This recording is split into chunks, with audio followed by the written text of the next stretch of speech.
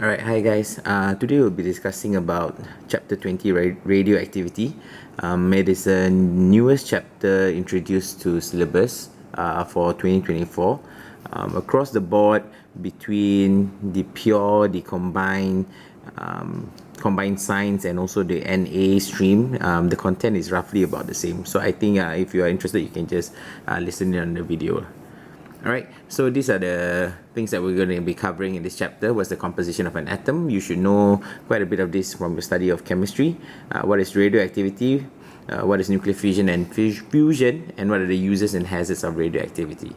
Alright, so for a start, let's talk about what makes up an atom. Right, so we need to recall that actually all matter is made out of atoms, and atoms are very, very tiny particles, and they typically have the size of about 1 angstrom or 10 to the power negative 10 meters. Now, an atom is not the smallest particle that is known to us. Alright, the atoms are basically made out of even smaller particles, and these smaller particles are known as subatomic particles.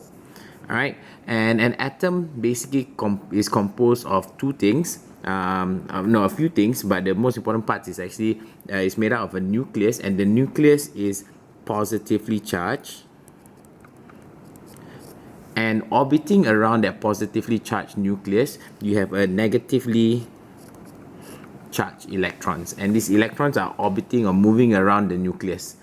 Alright, why does the electron not fly away? Because there are attractive forces between the positively charged nucleus and the negatively charged electrons, and you know this from your study of static electricity. And these attractive forces hold the electrons and bound them to the atom. Alright, so the structure of an atom basically looks like this. You have a core that is made up of the nucleus, alright, and it's positively charged. Alright, and the electron that basically orbits around the nucleus because of the attractive forces with the protons or the positively charged nucleus. Now, the nucleus is not only made up of positive particles, which we call protons, it is also made up of neutrons as well, and these neutrons are neutrally charged particles, or rather neutrally charged subatomic particles, and they don't carry any charge, while an electron is a negatively charged subatomic particle. And compared to the proton and the proton and neutron, an electron has very small mass compared to them. Alright, so the nucleus of an atom is made out of two particles. It's made out of protons and neutrons. Right, and the proton, neutron, and electrons collectively, because they are smaller than an atom, we call them subatomic particles. Now, you know from your study of static electricity that the charge of an electron is actually a lot smaller than just 1 coulomb. Right? In fact, if you remember, it is actually 1.6 something times 10 to the power of negative 19 coulombs, and that is just the charge of 1 electron. Now, because this is such a cumbersome number to deal with, we use what we call relative charges, which that is, we give or we attribute the electron to be a negative 1 charge, and therefore we say the proton has a positive 1 charge. But in reality, you know, 1 electron is actually this amount, alright, and the proton has this charge. So we use, for simplicity's sake, negative 1 and positive 1. Alright, so a few things that we need to take note of in our study of, in our introduction of radioactivity is that proton numbers are indicated by something called Z. Alright, and each element has its own unique proton number, which means there are no two elements that have the same proton number. So as long as you have an atom, and as long as the atom has 2 protons, that atom is a helium atom. That means it's a helium element atom. And for example, you have a proton, 4 protons in the atom. No matter what it is, it will always be known as the beryllium atom. Alright, so what we need to remember and what is important here is that elements are defined by the number of protons it has in its nucleus. Now, the next thing that we're going to introduce is actually something called the Nucleon number, and the Nucleon number is also known as the mass number. Now, protons and neutrons are called nucleons. Now, why are they called nucleons? Because they exist in the nucleus of an atom. Now, the Nucleon number is the sum of the proton and the number of neutrons that make up the nucleus of an atom. Basically, what I'm saying is that the Nucleon number is just basically the number of particles that exist in the nucleus. And you know that in the nucleus, the protons and neutrons exist in the nucleus. So I'm just counting basically the number of protons and neutrons, basically the number of particles or subatomic particles in the nucleus. The symbol A is used to represent the Nucleon number, and the Nucleon number is also known as the mass number. Now, why is it known as the mass number? Because you must recall that the mass of electron is actually very small. In fact, so small that it's negligible compared to the mass of the proton and the mass of the neutron. So when we are saying the mass of an atom, the mass of an atom is just counted by how many protons and how many neutrons I have, because the electron is so small compared to the proton and the neutron that I can just count the mass of an atom based on the proton and the neutron that exists in its nucleus. Alright, so to find the number of neutrons in an atom, you just take the Nucleon number minus the proton number Z. Because you must recall that the Nucleon number is actually the number of protons plus neutrons. Basically, the particles that make up your that are in your nucleus. When you take away that proton, then whatever you're left with is just the number of neutrons. Now, what is important to note that in nuclear, specifically nuclear physics and nuclear chemistry, these various species of atoms whose nuclei contain a certain number of protons and certain number of neutrons, we give them a name and we call them nuclides. Now, what on earth is nuclides and why do we have to add this? Because this definition is actually confusing to most people, right? In fact, it was confusing to me when I was a student as well.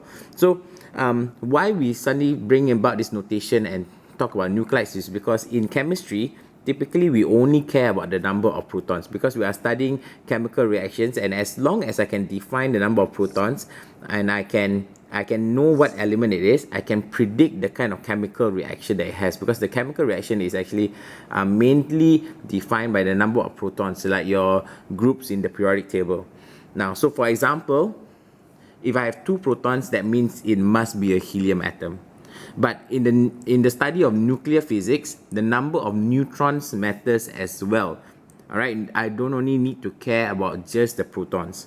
So because of that, we introduced the term nuclides, and we express nuclides via this way, which is just a Nucleon number, and the Nucleon number is written here, the proton number Z is written here, and this is the chemical symbol of the nuclide. Right, so this should be quite familiar to you. Alright, and this notation is actually called the Nuclide Notation. Alright, so just a simple example to illustrate my point.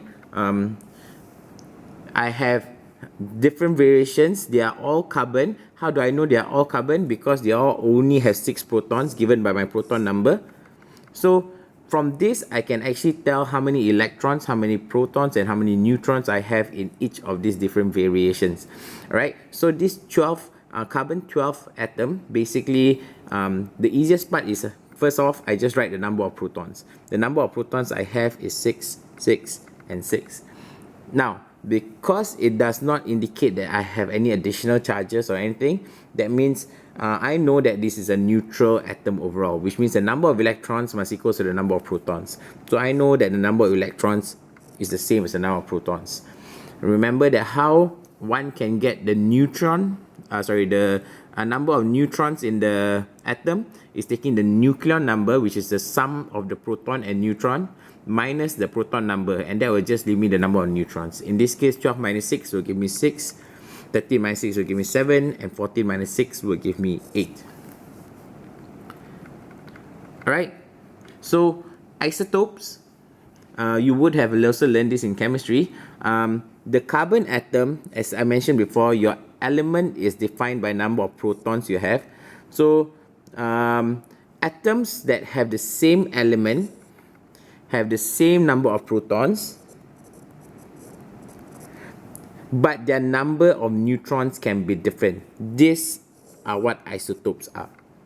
Alright, so just now the one that we covered, carbon 12, carbon 13, carbon 14, they all have 6 protons, but they all have different number of neutrons. All these are called isotopes. Now, so isotopes are atoms that have the same element because they have the same number of protons, but they actually have different number of neutrons. Alright, and because they are the same element, they have identical chemical properties, because as long as they have 6 protons, they are all carbon protons, and therefore all the chemical reactions that deal with carbon, it works as well for carbon 12, carbon 13, and carbon 14. Alright, so I would like you to take a pause now. I'd like you to go to your worksheet and attempt these 3 questions. I'm going to be discussing this with you after this. Alright, so hope you are done with that. So let's look at the first question. A lithium nucleus contains 3 protons and 4 neutrons. What is this nuclide notation? Remember, nuclide notation is where I write the chemical symbol first, lithium, and then the proton number here and the mass number here. So the proton number, obviously quite simply, is just 3 because I got 3 protons. And the nucleon number, which is the mass number, is actually the sum of the protons and the neutrons, which in this case is just 3 plus 4. So the answer is 7. So my answer basically is C. Alright, the next question that you're supposed to do is the next page, question number 37. The nuclide of an iron atom, element iron, has the chemical symbol as shown, nuclide notation as shown. What is the neutral atom of, or what does the neutral atom of this nuclide contain? First and foremost, just write electron, proton, and neutron. I know that the number of proton is given by the proton number here, so it's 26. Because it says it's neutral, therefore I know the number of electrons and the number of protons must be the same, because the relative charges must cancel out each other. And the the number of neutrons is just given by the nucleon number minus the proton number, which is 56 minus 26, which is 30, and that gives me the answer for A here. Alright, and the last question is question number 38. What is the nucleon number of a nuclide? It's just basically the number of protons plus the number of neutrons in the nucleus of the atom. Alright, so let's move on to the next portion of the chapter. Now that we got all the intro out of the way, now it goes into the meat of the chapter, which is actually radioactivity. Now, what exactly is radioactivity? The radioactivity is basically nuclear decay, and to discuss this, I need to explain what is exactly nuclear decay. Nuclear decay is actually a random process. It's a random process by which an unstable atom, atomic nucleus, loses its energy by emission of an electromagnetic radiation or particle. Alright, and this nuclear decay is what we call radioactive decay or radioactivity. Alright, so any material that contains any unstable nuclei that can possibly lose energy via emission of electromagnetic radiation or particle is considered what we say radioactive. Alright, and why are some nuclei unstable and why are some nuclei stable? Is because the nuclear forces within the nuclei or the nucleus is not strong enough to bind the nucleons together. And remember, the nucleons is made out of the protons and the neutrons. When the atomic forces are not strong, or the nuclear forces are not strong enough to hold them together, sometimes they may emit certain things and lose certain energy, and this process is what we know as radioactivity or nuclear decay. Now, nuclear decay, since we mentioned it is a random process, and I put a star here, it is important. Because it is a random process, a lot of things cannot be predicted. So what are the things that we cannot predict? We cannot predict or rather we cannot force a radioactive nucleus to emit radiation by any means, be it cooling, heating it, chemical means, any way that we want to force an unstable nuclei to immediately emit radiation. We cannot force it to happen. It is a random process. We also cannot predict when it will emit radiation, and we also don't know which direction that the radiation is going to come out from this unstable nuclei. Alright, and it can also emit particles, it can also emit electromagnetic radiation, and in different directions and at any time. It's basically not something that we can predict. Now, the main three types of nuclear emission are known as the alpha, symbolized by a Greek alpha symbol, beta, symbolized by beta particles, and gamma radiation. And gamma radiation also symbolized by the gamma symbol here. So you need to know this notation because they may use this notation in your exams. Alright, so these three different types of nuclear emissions, they have different compositions because they are sometimes different particles, sometimes they are different forms of radiation, and because there are different types of radiation or different particles that are coming out, the effect on ionization and the ability for each of the different type of radiation to penetrate is also different. Now, before we begin and talk about penetrating ability, we need to talk about what ionizing means. Ionization actually, and you would have heard this term in electromagnetic waves, in your study of electromagnetic waves, ionization refers to the ability of something to eject electrons away out of the atom, and when you eject electrons out of the atom, it forms something called ions. Right? When an atom loses an electron, then the number of protons end up being greater than the number of electrons, which means your charges are not balanced already because you have more protons or positively charged particles compared to electrons.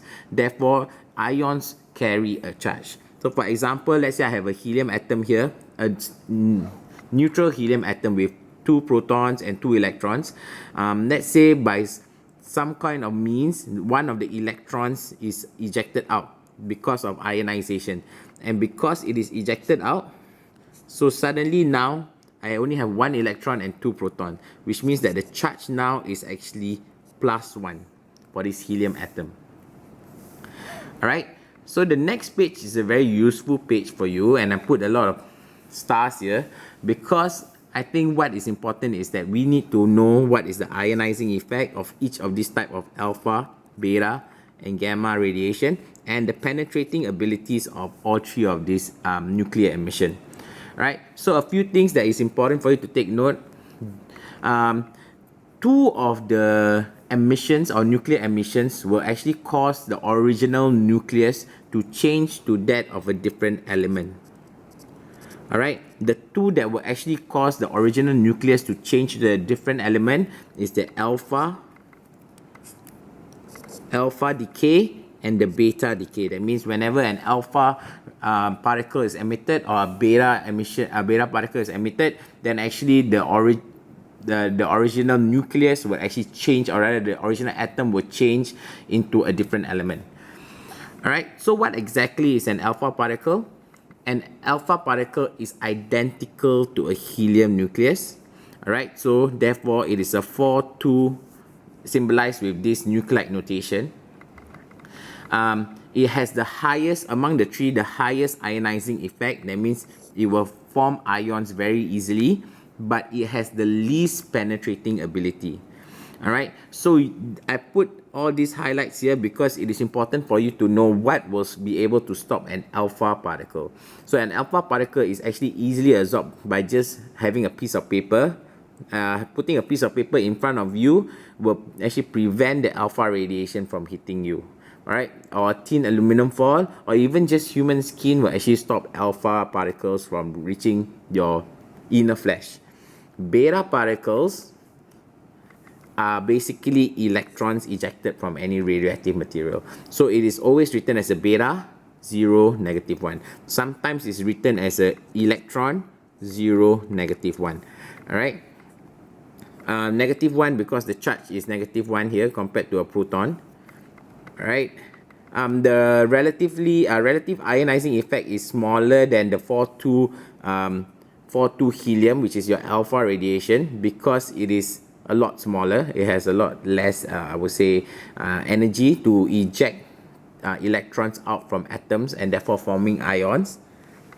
The penetrating ability is a bit better because it is smaller, and because of that, you need at least a few of aluminum before you can totally block out beta particles. Alright, the last form of radiation is your gamma radiation, and your gamma radiation is basically electromagnetic radiation. Alright, it has the least ionizing effect, alright, because there's no mass involved here lah.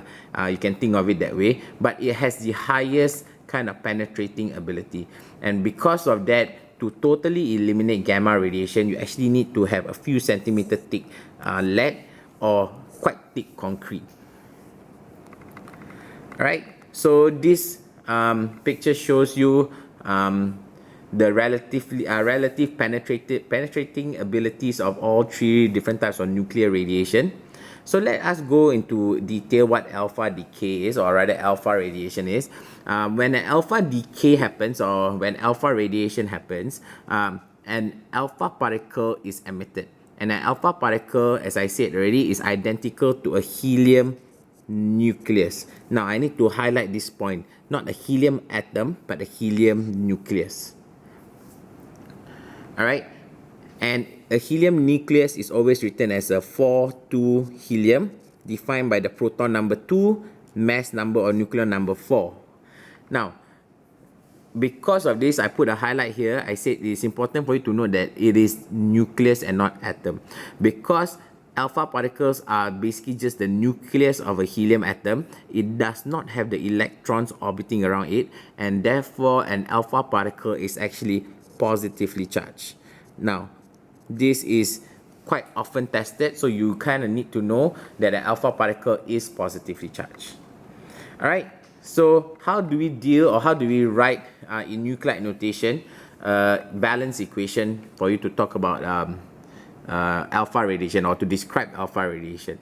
So for example, when I have a radium atom, which is an unstable nuclei, and it spontaneously decays by emission of an alpha radiation. So you need to be able to see, when you see this, you must immediately know this is alpha radiation. What is left behind is basically a radon element. And how do I know it's radon? Because if I emit an alpha particle, that means I lost 2 protons. Whatever I have left here is 86 protons. 88 minus 2 is 86 protons. So then I can look at your periodic table and identify the nuclei that it's going to become. Alright, and then 226, because overall I lose 4 neutrons, or rather 4 nucleons, not neutrons, 4 nucleons, which is 2 protons and 2 neutrons. Then I end up with only 222 nucleons left. Alright, so that in take note that in any kind of nuclear or radioactive reaction, the mass and the charge of this must be conserved. So therefore, it's just like balancing your chemical equations. Alright, beta decay, as I mentioned before, is basically an electron being ejected out. Alright, the nucleon number remains the same. To note, this is important, but the proton number actually increases by 1. Alright, so when a carbon-14 radioactive carbon emits a beta particle, it actually decays and changes into nitrogen. It changes into a different element. You remember that I said in this slide that there are 2 decays that will actually cause the original nucleus to change. Alpha will definitely change something because I'm losing protons. Therefore, I will change to a different element. Beta also will change because my protons actually change number. But now it becomes confusing because actually you realize that beta decay is actually just an electron emitting out. So if an electron is emitting out, how come my proton number is changing? Because my proton, there's no change, right? I'm just telling you that beta decay is an electron ejecting. Alright, how beta decay works is actually one of your neutrons will actually change into a proton and electron, and the electron is what that is escaping out as beta emission. So for example, if I have a carbon-14, all right, carbon-14 of this nuclide notation, it means I got 6 protons and 8 neutrons, which make up 14 nucleons overall. Now, whenever a beta emission happens, actually one of these neutrons here, the 8 neutrons, will actually spontaneously change into a proton and electron.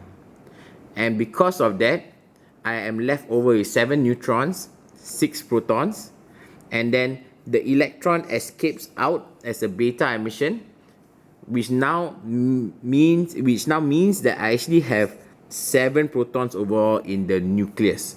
7 protons and 7 neutrons makes up 14 nucleons over here. Alright, so just to take note, the beta particle is emitted when a neutron, which is a neutral particle, spontaneously changes to a proton, which has a +1 charge, and an electron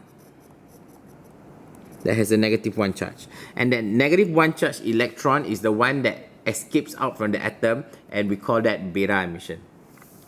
Alright, gamma radiation, usually it comes together whenever alpha decay or beta decay happens. Gamma radiation is usually also emitted in this kind of situation. So for example,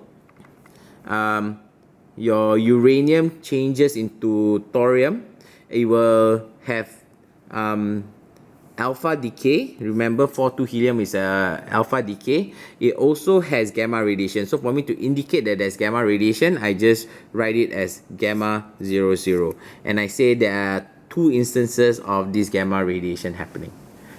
Alright, so why do alpha, beta and gamma rays have different ionizing effect and different relative penetrating powers? I already explained that to you. So to summarize, important bit, an alpha particle is also known as a 4,2 helium. A beta particle sometimes is written as beta 0 -1, but it can also be written as an electron 0 -1, because electron that is being given out is a negative charge. And gamma is written usually as a 00, a chargeless and massless kind of particle. Alright, so can I ask you to turn to page 5 of your worksheet and have a look at question number 40? We'll discuss this after this portion. Alright, so I thought this question was a good question to challenge your understanding of alpha, beta and gamma particles. So the question is, I have alpha, beta and gamma radiation being emitted by radioactive nuclei. Which one is affected or deflected by an electric field? Alright, an electric field basically means I have a positive charge here and a negative charge here, and I got an electric field, and I'm firing my alpha, beta and gamma particles through it. Which one will actually be deflected by it? Alright, because this is positive and negative charge, I know that only particles that carry charge will be affected. So if I were to fire an alpha 42, which is just a helium 42 nucleus, it will deflect downwards, because remember, alpha particle is just a 42 nucleus without any of the electrons. So overall, it is positively charged. Therefore, it will move away from positive charge and down to the negative charge. Beta particles are negatively charged, so I'm expecting it to move upwards like this. So only alpha and beta particles will be deflected by an electric field. Alright, the next portion we're talking about is radiation and something called background radiation. Background radiation is all around us, and the sources actually come from the Earth. Some of them are solar background radiation from the space. Alright, so but most of the time these background radiation are non-ionizing radiation. Remember, it's not going to form an ion it's not going to form an ion because it's not able to eject an electron. So remember that ionizing radiation is radiation with high energies, or high enough energies that can knock off an electron from the atom, which will cause it to form an ion. Alright, so background radiation it's just a continuation of our study of ionizing radiation. Remember that in your study of electromagnetic waves, these are the these are the different electromagnetic waves that you have, and we say that this portion of the electromagnetic wave spectrum are the ones with the higher energies and therefore are ionizing in nature. All right, and so background radiation actually refers to nuclear radiation that is present in the environment when I actually have removed all radioactive sources. When I've removed all radioactive sources and there are still radiation in the background, we attribute this to background radiation. Alright, so some sources of background radiation could be medical, natural or man-made. Some of the man-made sources of background radiation are your medical X-rays, building materials that may contain radioactive nuclei, waste products from nuclear power station also will of course have radioactive nuclei. Natural sources includes rocks that will have radioactive nuclei, radon gas in the air, and also food and drinks that have high in potassium, which actually are a form of radioactive nuclei. Now, the amount of background radiation we encounter is usually well within the safe limits and below the recommended limit of radiation exposure, unless you're going to a place where there is known nuclear radiation leak, like recently due to the Fukushima and also Chernobyl. If you go into these places, then the background radiation of these places is actually quite high. Alright, so how do we measure our nuclear radiation? Or we measure it via something called a Geiger-Muller tube. Geiger-Muller, Geiger-Muller tube, and it's measured, it's counted via a GM counter. Alright, so this is how a GM counter looks like. It usually has a processing unit, and this is basically the sensor or detector. Alright, so the SI unit of the amount of radioactivity is called the becquerel, abbreviated by a big B and small q, and is named after a French physicist. Now, 1 becquerel means 1 disintegration per second. Alright, 1 disintegration means I register 1 radiation, or rather 1 form of radiation every second. So therefore, the measurement of radiation actually is called something called the count rate. Now, depending on your Geiger-Muller tube setting, alright, the count rates, the unit for count rate can be given in counts per minute or actually counts per second, depending on the area you're at and the setting that you put it at. So when you're carrying out measurements of background radiation or radioactive sources, you should at first measure the background radiation without the radioactive sources, then measure with the radioactive sources, then you need to remove or subtract the background radiation, because then this will give you the actual count rate for only the radioactive sources. Alright, so some good things or some good samples of what you need to do in measuring nuclear radiation. You should remove all known radioactive sources. If you're trying to measure just background radiation, start the counter, start the stopwatch, stop after a certain amount of time. Then you divide by the number of minutes or time that you have, and depends on whether you want your counts to be by per minute or per second. And then you divide accordingly. In this case, I want it in per minute, and I counted for 10 minutes, so I just divide by 10 to give me per minute. And then you should at least repeat your measurement one more time to calculate an average, because you must remember that nuclear radiation is an unpredictable process. Alright, and if it's so unpredictable, then what can we measure with and what's the point of measuring something with a Geiger-Muller tube? Alright, so because of the spontaneous nature of nuclear decay, we actually will not know when you're looking at just one atom or one nucleus, when that nucleus will decay. But however, as a collection of nuclei, they have actually a fixed rate of decay. And because it's a fixed rate of decay, I can actually make predictions when I have a large sample size of the nuclei, and then I can predict how long it will take for it to lose half of the amount of the atoms.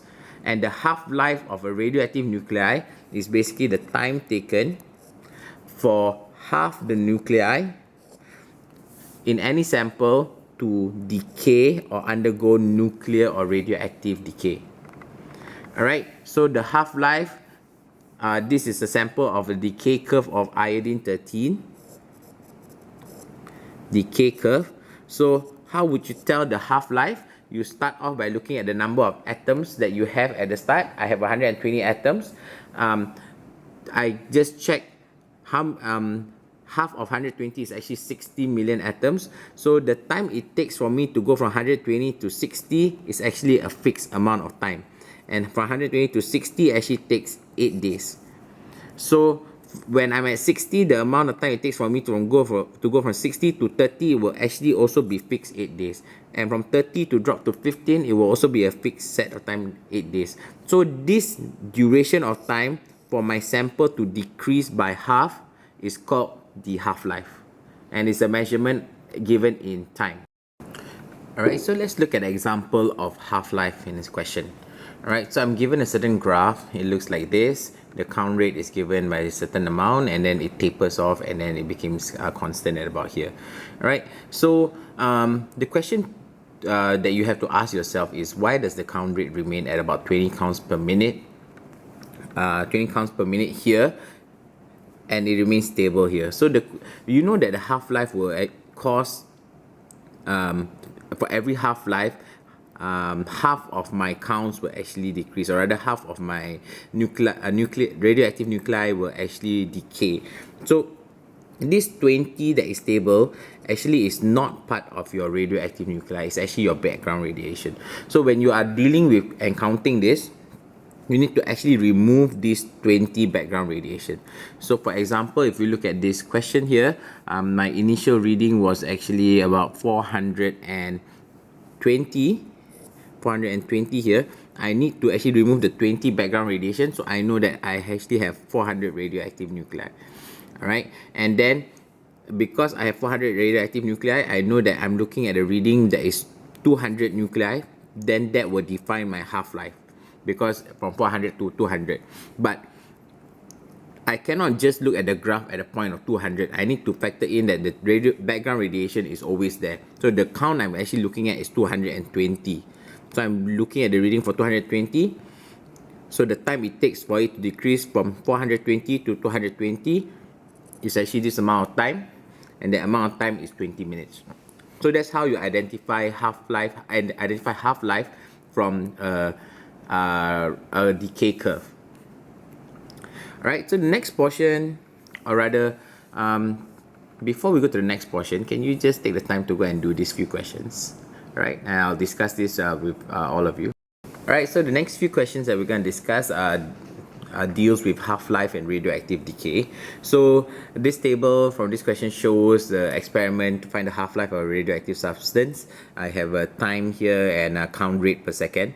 So I'm just looking basically at a count rate that would decrease by half. So if my initial count rate was 150, then I'm looking at number half of that. So I divide by 2, there's 75. So the time it takes for it to go from 150 to 75 is known as your half-life. That means the time taken for it to go is 180 seconds. That's why my answer for half-life is 180 seconds. C. Alright, the next question will be on page number 6, and it is this question. Alright, so polonium is radioactive. Name 3 types of radioactive emission. You know there are alpha, beta, and gamma. So the next question asks you which of the radioactive emissions actually carry negative charge. Then beta, because beta is 0, -1, and is the most easily absorbed, is actually your alpha, because it's the largest one. So therefore it cannot penetrate through all the way into rather the penetrating power is the lowest among the 3. And they're asking you what is emitted in this particular decay from polonium to this element. You will see that actually your nucleon number dropped by 4 and your proton number dropped by 2. So you know, and you must immediately identify that it is a 4,2 helium. So therefore 4,2 helium nucleus you know as alpha particle. Alright, and they tell you polonium has a half-life of 138 days. I have an initial sample that contains this amount of polonium, and is left to decay for 276 days. So how many half-lives have elapsed in this time? if my half-life initially was 138 days, so I realized that this is actually just double. So that means 2 half-lives have passed. And in that sense, they asked me how many atoms have decayed in that time. In one half-life, this number will have halved. So in another half-life, this number will have halved again. So I just took divide by 2, divide by 2. The atoms I have left is 2 times 10 power 10. But that is not the answer that they're looking for. They're asking you how many atoms have decayed. So the initial atoms minus the atoms I have left gives me actually the number of atoms that have decayed, which is 6 times 10 power 10. Alright, and the last question is how many particles are emitted from polonium during this time? Is actually the number of particles that have decayed. That means is equivalent to the number of particles that are emitted. Alright, so this is a simple question as well. Protons. This is a phrasing that I need you to get used to. Neutral atom. Alright, so they have 35 nucleons. The proton number is 17. So how many protons are there in chlorine 35? Because they tell me the proton number is 17. I know it's 17. How many neutrons are in the neutral atom of the chlorine? You just take the nucleon number. But they said chlorine 37 though. So that means I must take the nucleon number 37 minus the number of protons 17, which is 20. So because they said neutral atom of chlorine, so the number of electrons that I have here must be equal to the number of protons I have in the chlorine, which is 17. Alright? Alright, so the next portion of the chapter deals with nuclear fission and nuclear fusion. So let's discuss what they are. Nuclear fission is actually a process in which a bigger atom splits into 2 smaller atoms. Alright, it splits into 2 smaller atoms, and in doing so, it releases a huge amount of energy. Alright, and during the nuclear fission, the original atom becomes atoms of 2 different elements. And this kind of reaction typically carries quite a lot of energy. Alright. And what is the cause or the start of a nuclear fission kind of reaction is usually a neutron. So what happens is that a neutron will be fired at really high speed at what we call a parent nucleus, or the original nucleus here. And that will produce actually 2 or more neutrons, as well as the 2 different elements here. So for example, if you look at this reaction here, if I fire a neutron here, I have 2 different elements that are formed. Basically, that original atom breaks apart into 2. So I have 2 different atoms, and at the same time, I also have neutrons coming out. Now, in terms of naming, the original atom is what we call the parent nucleus. And the parent nucleus, and when it's undergoing nuclear fission, it actually decays into other atoms, and these other atoms are called the daughter nuclei. Nuclei because there's more than one right? The daughter nuclei may or may not be stable and could decay further. So nuclear fission, in nuclear fission there are several possible fission products. So therefore it's possible for you to have several possible nuclide equations with different end products. The only important thing you need to take note is the number of nucleons here must add up, and the number of protons here must add up and be equal on both sides of the equation. Alright, so the other reaction that we're going to talk about is nuclear fusion. Now, nuclear fusion is a process where it's basically the opposite of fission, where I have one parent nucleus dividing into 2. A nuclear fusion is a process in which 2 relatively smaller nuclei combine and they form just one heavier and bigger atomic nucleus. And in that process, they also release a huge amount of energy. Alright, so this is what it should look like. I have these 2. I push them together and they basically form a bigger nuclei. Alright, with some byproducts here, and also an intense amount of energy that's coming up.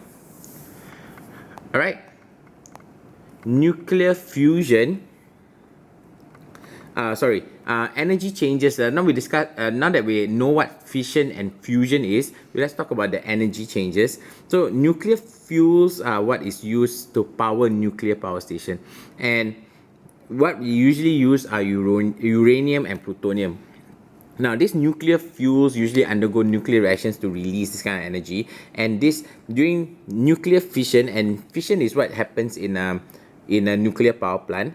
The energy is transferred from the nuclear store, and this is important, of the unstable nucleus, which is the parent nucleus, and is transferred to the kinetic internal and nuclear store of the daughter nuclei.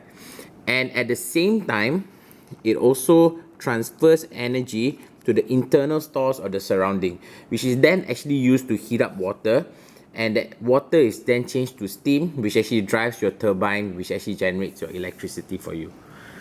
All right. In fission, as I mentioned just now, while you have the start of your process is one neutron hitting the unstable nucleus, and then you have two daughter nuclei being formed. This will actually form at the same time as a byproduct two or more neutrons, and this neutron will then have its own chain of radioactive decay, hitting another type of another atom of the same parent one, and then it will form its chain and form another neutron, and these fellas will then go on to cause another chain reaction. So the neutrons that are produced in a nuclear fission will go on to split more nuclei, and this creates some sort of a self-sustaining kind of chain reaction. And this chain reaction is what that is controlled, is what is happening at the center, at the core of a nuclear power plant. All right. So in a fusion process, not all nuclear fuels will generate electrical power from nuclear fission. We can also generate electricity from nuclear fusion in a nuclear power plant, but it's much rarer. So during nuclear fusion, the energy from the nuclear stores of the two smaller light nuclei will go into the kinetic internal and nuclear store of the bigger nucleus, as well as the internal store of the surrounding, which is then used to heat up water. Alright, so recall that actually the nucleus of an atom is positively charged because it's made out of protons and neutrons. So to combine and fuse two of them together is actually difficult because these are two positively charged particles and they're going to repel. So actually a lot of work must be done to overcome these repulsive forces before they come close enough and fuse to become a bigger nucleus. So for nuclear fusion to work, you actually need quite high temperatures and pressure for it to work. Alright, so nuclear fusion usually happens in the sun where the temperature and the pressures are quite high, but scientists and engineers are working on reactors where actually you can cause fusion to happen even at not so high temperatures and not so high pressure, and I can control the nuclear fusion reaction. Alright, so the last portion of this chapter deals with actually the uses and hazards of radioactivity. I think quite a bit of it is just read up and kind of remember. Some of them are quite logical, so I won't spend too much time on it. I think you can spend most of the time reading to understand it. I'll just highlight a certain few important points. Basically, the applications that deal with radioactivity can be largely or broadly categorized into these few different uses.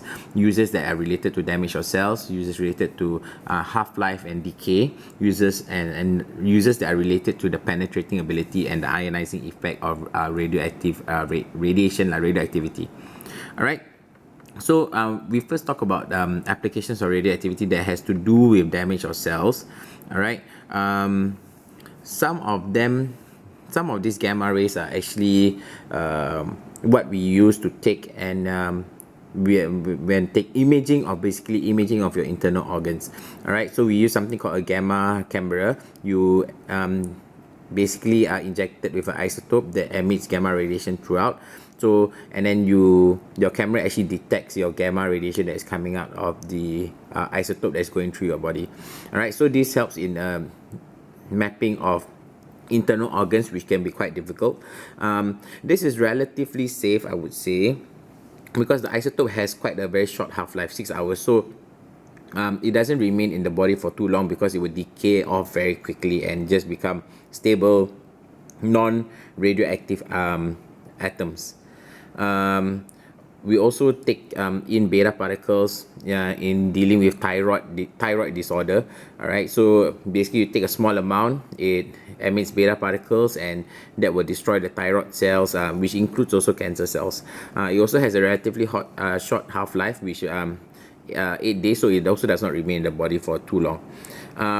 In gamma knife radiosurgery, because of the ability for us to control minutely, we can actually directly at the brain to destroy certain brain tumors in the body.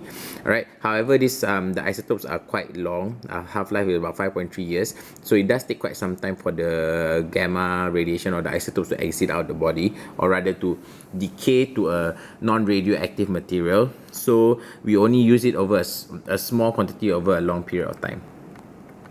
All right.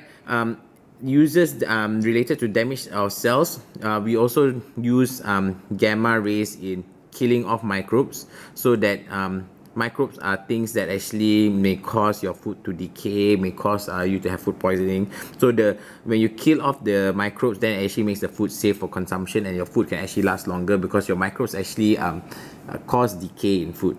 All right.